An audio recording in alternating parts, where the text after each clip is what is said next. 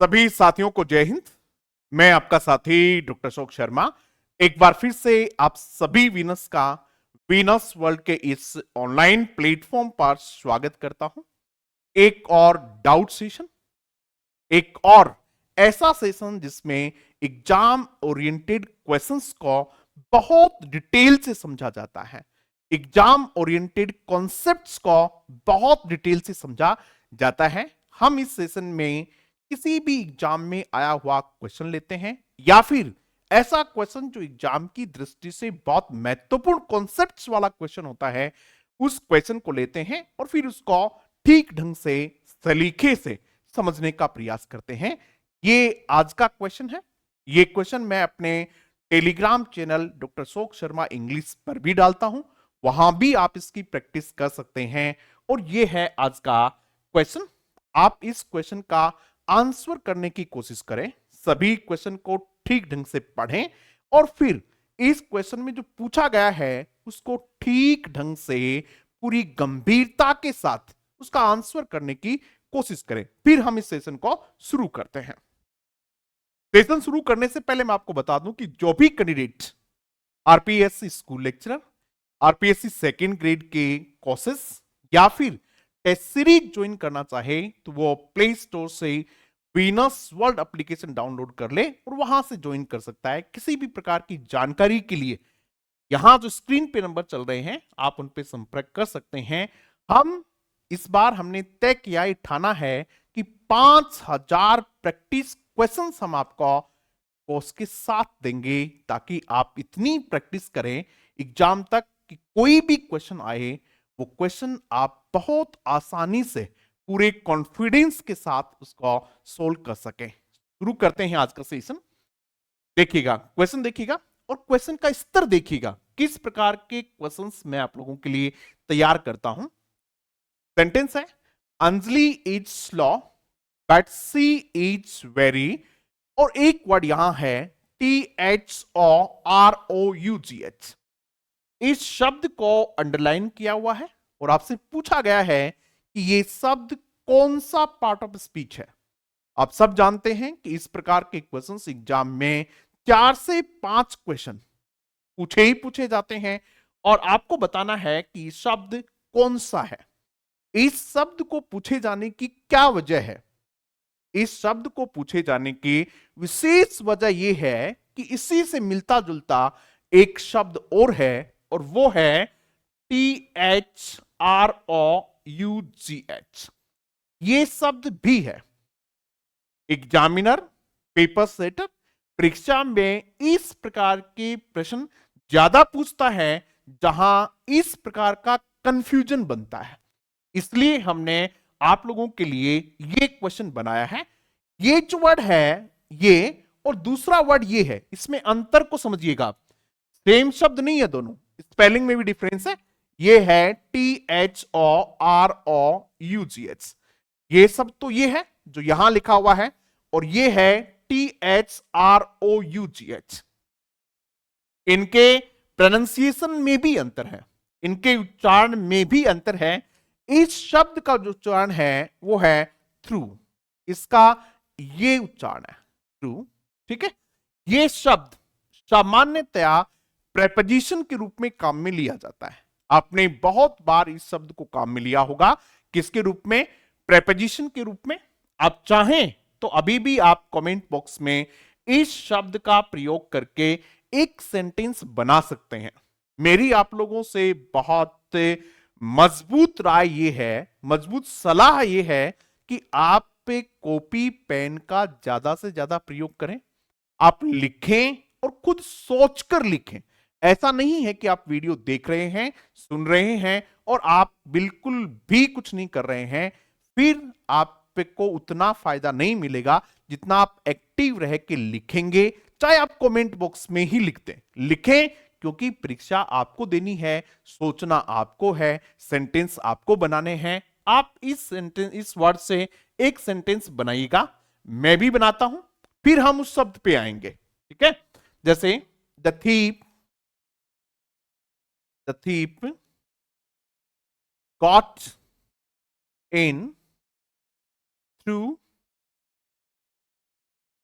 The window. ये sentence आप समझ गए, ठीक है। चोर जो है वो अंदर आ गया, किससे? विंडो से। तो ये थ्रू जो यहां है, ये कौन सा पार्ट ऑफ स्पीच है भैया? ये प्रेपोजिशन है। We were walking through the forest.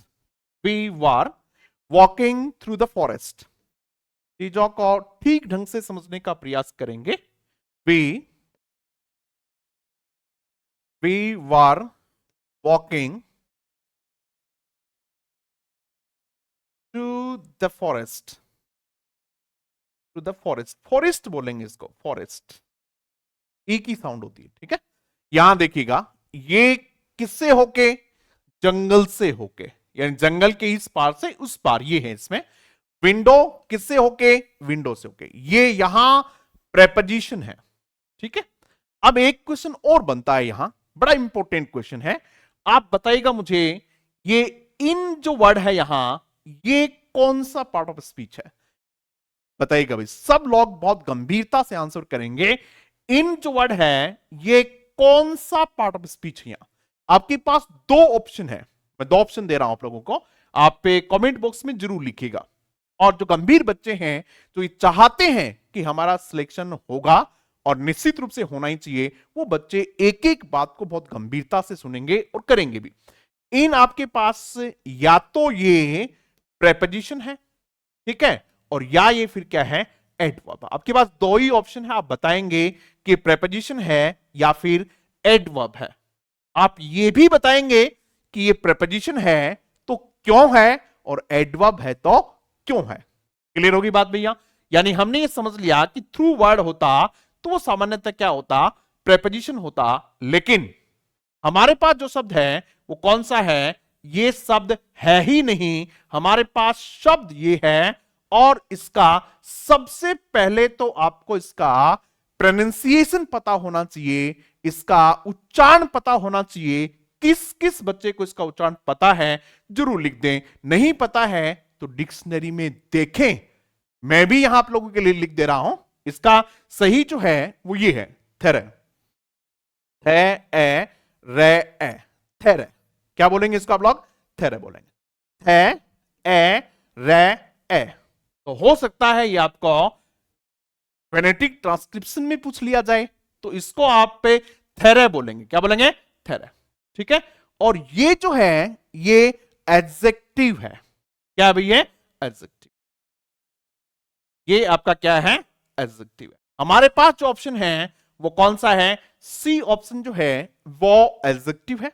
अब हम इसको समझेंगे कि एडजेक्टिव क्यों है, हमें कैसे पता चला एडजेक्टिव है। इसका मतलब होता है बहुत ही स्किल्ड, आप कह सकते हैं। थेरे जिसको कहते हैं, कंप्लीट जो हो उसको क्या कहते हैं? थेरे कहते हैं। कुछ एग्जाम्पल्स मैं आप लोगों को लिख के समझाता हूं, आपको चीजें और अच्छे तरीके से समझ में आ जाएंगी। कुछ एग्जाम्पल्स मैं आप लोगों को यहां लिख दे रहा हूं। यू मस्ट हैव, आप लोग भी लिख सकते हैं, you must have, you must have a there, understanding of the subject, of the subject. क्या मतलब अब इसको आपको? You must have a there understanding of the subject. आपको सब्जेक्ट की एक कंप्लीट क्या होनी चाहिए? अंडरस्टैंडिंग होनी चाहिए। थेरे, ये जो वर्ड है ये अंडरस्टैंडिंग, यहां क्या है? नाउन है। अंडरस्टैंडिंग क्या है भैया? नाउन है। जिरेंड है जो क्या है? नाउन है, ठीक है। इस नाउन के लिए क्या शब्द आया हुआ है? थेरे शब्द आया हुआ है, जिसका अर्थ होता है पूर्ण रूप से, ठीक है। पूर्ण रूपेण जिसको आप लोग कहते हैं वो ये है, थेरे, ठीक है। The police carried out A there investigation, ये भी हो सकता है। The police carried out A investigation, investigation. ध्यान से समझना भाई इसको, देखो इन्वेस्टिगेशन है, उससे पहले क्या लगाया हमने, थेरे लगाया। नाउन से पहले क्या लगा दिया, एडजेक्टिव लगा दिया, तो ये क्या है यहां, एडजेक्टिव। आप ये बात समझ गए होंगे कि थेरे क्या होता है, एडजेक्टिव होता है। ठीक है, एक बात और समझिएगा, ये जो वर्ड है POLICE, इसका भी प्रोनाउंसिएशन जो उच्चारण है वो अक्सर एग्जाम में पूछ लिया जाता है, इसलिए आपको इस शब्द का क्या पता होना चाहिए, उच्चारण पता होना चाहिए। कई बच्चे कहते हैं कि सर जी आप जब पढ़ाते हैं तब एक बात के साथ आप पे बहुत सारे क्वेश्चंस लेते हैं, यही सबसे अच्छा तरीका है तैयारी का, इसको इंटीग्रेटेड मेथड कहते हैं। यानी जब आप एक चीज पढ़ रहे हो तब उस सेंटेंस में एग्जाम से रिलेटेड जो भी चीजें हैं उस सब की सब बातें आप लोगों को ठीक से समझनी चाहिए। यदि आपने प्रोनाउंसिएशन पढ़े हैं और यदि पुलिस का पढ़ा है तो यहां आपका रिवीजन हो जाएगा, क्योंकि ये भी एग्जाम में पूछा हुआ है और इसका सही प्रोनाउंसिएशन होता है पुलिस। ये इसका सही प्रोनाउंसिएशन होता है। दिख रहा है आपको बोर्ड पे क्या लिखा हुआ है, पुलिस लिखा हुआ है, यानी पू पो वगैरह कुछ नहीं होते हैं, पे ए ली और से, पुलिस होता है इसका। ठीक है अभी, तो यहां हमने समझा। फिर आते हैं क्वेश्चन पे, इसलिए हमारे जो डाउट सेशन है बहुत ही एक्सटेंसिव होते हैं, बहुत ही कंप्रेहेंसिव होते हैं, जिनमें बहुत सारी चीजों को हम समझने का प्रयास करते हैं। अब देखिएगा, इसको लेते हैं अंजलि, ये इस सेंटेंस में क्या है भाई, नाउन है ये, यहां कुछ भी बात आपको ज्यादा समझने की नहीं है। अब वर्ड आता हमारा इज, ये क्या है भाई, इसमें ये आपकी वर्ब है, इसमें क्या है भाई, आपकी वर्ब है। जब वर्ब की बात आए तो आपसे कोई पूछ ले कि भाई किस प्रकार की वर्ब है, आपसे पूछे किस प्रकार की वर्ब है, ट्रांजिटिव वर्ब है या फिर इंट्रांजिटिव वर्ब है। दो ही ऑप्शन आपके पास, मान लिया कि आपसे कहा जाए कि ये जो वर्ब है ये कैसी वर्ब है, बताइएगा भाई, ट्रांजिटिव है या फिर इंट्रांजिटिव है। देखो एग्जाम पास करने के लिए तो ये चीजें जरूरी है ही हैं। आप अंग्रेजी के विद्यार्थी हैं, अब जहां कहीं भी जाएंगे पढ़ाएंगे, प्राइवेट स्कूल्स में पढ़ाएंगे, किसी कोचिंग्स में पढ़ाएंगे, सरकारी स्कूल में पढ़ाएंगे, जाके अध्यापक बन गए तो आपको ये तो आशा आपसे रखी जाएगी ना, इतनी अपेक्षा तो आपसे होगी कि आप अंग्रेजी को ठीक से समझते हो। आपने अंग्रेजी विषय चुना है तो कम से कम उसके बेसिक्स आपको पता होने चाहिए, अदरवाइज आपका कभी भी कॉन्फिडेंस नहीं आएगा उस सब्जेक्ट में।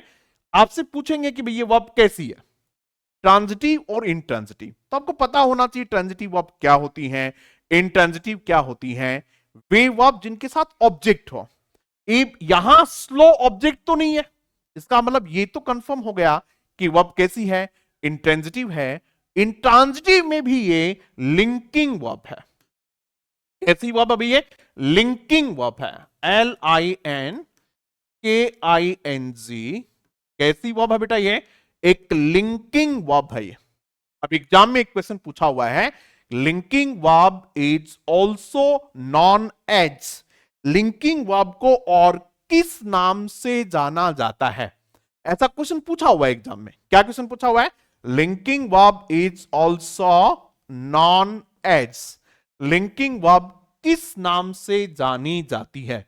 आपको जानकारी है तो निश्चित रूप से लिखें, नहीं है तो अभी जान लें। इसको कोपुला कहते हैं, COPULAS, कोपुलाज, या फिर एक वर्ब है तो उसको क्या कहेंगे, कोपुला कहेंगे। कॉपुलर वर्ब भी कहते हैं इसको कई बार, COPULAR। कई जगह आपको ये वर्ड भी मिल जाएगा, कॉपुला या फिर कॉपुलर। ठीक है भाई, ये आपकी कौन सी वर्ब है, लिंकिंग वर्ब है। अब लिंकिंग वर्ब जो होती है वो कभी भी किसी एक्शन को नहीं बताती है, यानी उसमें कोई काम नहीं हो रहा होता है, वो केवल सब्जेक्ट को सब्जेक्ट प्रेडिकेट से लिंक करने का काम करती है। बस उसका इतना ही काम है कि वो सब्जेक्ट को किससे लिंक करती है, सब्जेक्ट प्रेडिकेट से लिंक करती है। यानी यहां जो स्लो है वो भी क्या है, एडजेक्टिव है। अंजलि क्या है, स्लो है, यानी काम क्या करती है, धीरे करती है, स्लो बॉलर है। ठीक है, फास्ट बॉलर है, तो स्लो वहां भी क्या है, एडजेक्टिव है। क्या भाई यहां एडजेक्टिव। आपको कैसे तैयार करना चाहिए, स्लो से आप और शब्द बनाइएगा। स्लोली, कौन सा शब्द बन सकता है? स्लोली शब्द बन सकता है। अब आप अपने आप से एक क्वेश्चन करें, अभी आपके पास समय है, एग्जाम में भी समय है, तो ये वो स्थिति है जब आप अपने आप के कॉन्सेप्ट्स को क्लियर कर दें। ये वो समय है जब ज्यादातर बच्चे पढ़ाई छोड़ चुके हैं, ज्यादातर बच्चे अब पढ़ाई से धीरे धीरे दूर जाएंगे। आप सब विनर्स को मैं राय देता हूं, जो गंभीर बच्चे हैं, आप इस समय का सबसे सही उपयोग करें, ताकि आप इस समय में अपने आप को बाकी लोगों से बहुत आगे लेके चले जाएं। स्लो से एक वर्ड बनता है स्लोली। क्या वर्ड बनता है? स्लोली। ठीक है, ये क्या है? एडवर्ब है। कैसे एडवर्ब है? सेंटेंस में यूज करके देखिएगा कि सर देखो ये इस प्रकार से एडवर्ब है। ठीक है भाई, चलो आगे बढ़ते हैं। बट, अब अगला वर्ड जो है वो कौन सा है? बट शब्द है। बट यहां कौन सा पार्ट ऑफ स्पीच है बताओ भाई? बट यहां कंजंक्शन है। कौन सा पार्ट ऑफ स्पीच है? कंजंक्शन है। अभी कंजंक्शन क्यों है भाई? कोई तो वजह होगी ना इसके कंजंक्शन होने की। कंजंक्शन इसलिए है ये कि एक क्लॉज तो ये है, अंजनी इज लॉ, और एक है सी इज वेरी थेर है। दो क्लॉज को जोड़ रहा है, इसलिए हम इसको क्या कहेंगे? कंजंक्शन कहेंगे। अच्छे बच्चे ये भी जानते हैं, गंभीर बच्चे ये भी जानते हैं कि कौन से प्रकार का कंजंक्शन है, ये भी वो जानते हैं। यहां आपसे एक क्वेश्चन और है। देखो बेटा, जो बच्चे हमसे पढ़ रहे हैं, जो मुझे देखते हैं यूट्यूब वगैरह पे, जहां कहीं भी, वो जानते हैं कि हम पढ़ाई के प्रति आपसे काम लेंगे। यानी आपको बहुत सारे क्वेश्चंस का जवाब देना पड़ेगा। ऐसा नहीं कि आप वीडियो देख के यूं ही चले जाएंगे, आपको जवाब देने पड़ेंगे। एक क्वेश्चन और आपसे है कि बट जो है कंजंक्शन के अलावा कई बार प्रेपोजिशन के रूप में काम में लिया जाता है। किसके रूप में भाई? प्रेपोजिशन। क्या आप इस बात को मानते हैं कि बट कंजंक्शन के अलावा प्रेपोजिशन के रूप में भी काम में लिया जाता है? कैसे भी? कोई सेंटेंस आपके दिमाग में आ रहा है? सोचिएगा, अभी एक बार अपने दिमाग पे जोर दीजिएगा, वीडियो को कुछ देर के लिए रोक लीजिएगा चाहिए, ठीक है? अपने दिमाग पे जोर डालिएगा कि बट भी कभी प्रेपोजिशन हो सकता है क्या? हमने तो प्रेपोजिशन सुने थे, इन, ऑन, एट, ये सुने थे। बट भी हो सकता है क्या? हो सकता है, ये मैं कह रहा हूं कि हो सकता है। आप उस सेंटेंस को लिखिएगा कि साहब देखिएगा, ये बट यहां जो है ये क्या है? प्रेपोजिशन है। मैं समझाता हूं आप लोगों को। बट प्रेपोजिशन कब होता है? जब बट का प्रयोग के एक्सेप्ट होता है, के अलावा। बट का प्रयोग क्या होता है? के अलावा होता है। उस स्थिति में बट जो है वो एक्सेप्ट, ठीक है? ये जब इसका अर्थ होता है तब वो किसका काम करता है? प्रेपोजिशन का काम करता है। अब बना दो सेंटेंस, यदि आपको कुछ याद आ रहा है तो। अब सेंटेंस बनाइएगा। अब तो मैंने बता भी दिया, अब भी नहीं बना सकते हो। एक सेंटेंस मैं आप लोगों के लिए लिखता हूं, देखिए। Everyone was there, everyone was there, but, ये मैं बता दे रहा हूं आपको। और एक बात और पूछ रहा हूं आप लोगों से, ही और हिम। देखो, जब डाउट सेशन ही है तो बहुत सारी चीजों के डाउट क्लियर किए जाने चाहिए। एवरीवन वाज देयर, हर आदमी वहां उपस्थित था। किसके अलावा? उसके अलावा, उसको छोड़कर। ही और हिम क्या है? उसके अलावा या फिर उसको छोड़कर। यहां लिखेंगे हम, यहां, यानी ये जो बट यहां है ये क्या है? प्रेपोजिशन है। क्या बेटा? ये प्रेपोजिशन है। अब मेरा जो क्वेश्चन है वो ये है कि बट यहां के बाद, इसके बाद आपको ही और हिम में से एक लिखना है। आपको क्या लिखना है? ही और हिम में से एक लिखना है। अब बताओ भैया क्या लिख दें? ही लिख दें या हिम लिख दें? कौन सा लिखें और क्यों लिखें? सबसे महत्वपूर्ण बात जो होती है वो ये है कि क्यों लिखें। आपके पास कारण पता होना चाहिए, कॉन्सेप्ट पता होना चाहिए। ऐसा नहीं है कि हम आलतू फालतू कुछ भी क्वेश्चन आपसे पूछ रहे हैं, नहीं, केवल एग्जाम ओरिएंटेड। हमारा तो मानना ही ये है कि केवल एग्जाम ओरिएंटेड बातों पे ही चर्चा करनी चाहिए, अनावश्यक बातों पे चर्चा करनी ही नहीं चाहिए। ऐसे क्वेश्चन बहुत बार आते हैं। ठीक है, अब यहां क्या आएगा देखिएगा, ये प्रेपोजिशन है और प्रेपोजिशन के बाद ऑब्जेक्ट आता है। क्या आता भी प्रेपोजिशन के बाद? ऑब्जेक्टिव फॉर्म आती है। जैसे she sent a letter, she sent a letter to me, to me, मेरे लिए उसने भेजा। टू के बाद आपको क्या लिखना पड़ा? मी लिखना पड़ा।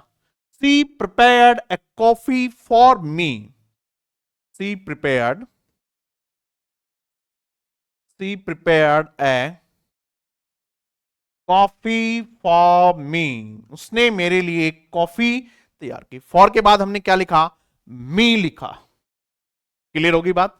यानी यहां ऑब्जेक्ट आना चाहिए और इन दोनों में से ही और हिम में कौन सा ऑब्जेक्ट है ये छोटा बच्चा भी जानता है। क्या है यहां? हिम है, तो क्या आना चाहिए यहां? हिम आना चाहिए। एक और बहुत कॉमन सेंटेंस मैं आप लोगों को लिखवा रहा हूं, वो क्या है? None but She was present there, ये सुना होगा आपने, पढ़ा भी होगा हो सकता है। नन बट कम से कम हमारे विनर्स ने जरूर पढ़ा है, क्योंकि डाउट सेशन तो मैं अब करवा रहा हूं आपको। सिलेबस में मैंने आपको सारी चीजें करवाई हैं, एक एक चीजें आप लोगों को सिलेबस में पूरे डिटेल के साथ करवाई हैं। अब ये मान लो कि आपका क्या हो रहा है? रिवीजन हो रहा है, डाउट सेशन से आपकी चीजें मजबूत हो रही हैं, और डाउट सेशन हमारी बहुत बड़ी ताकत है। नन बट सी और her was present there, present there. क्या लिखेंगे अभी इसमें हम?